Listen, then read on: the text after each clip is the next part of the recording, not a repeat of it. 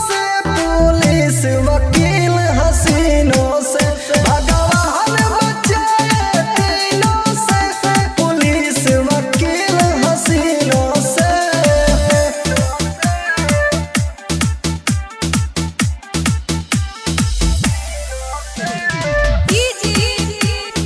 असलम बाबू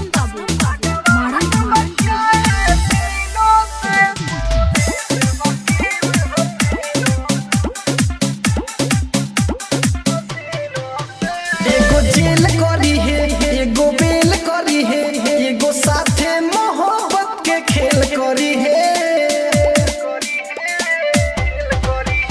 एगो जेल करी है एगो बेल करी है एगो साथे मोहब्बत के खेल करी है।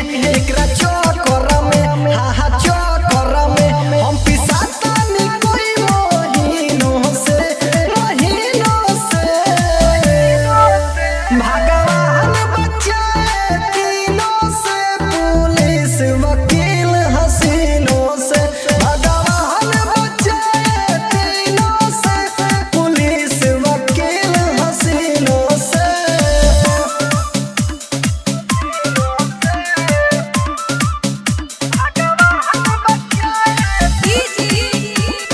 असलम बाबू एगो लूट ली हले एगो कूट दी हले एगो दिलवा खोटा खोट दी हले।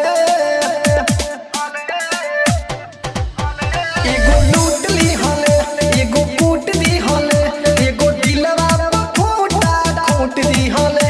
अब का कहरी हा का कहरी डर लागे माहौल रंगीनों से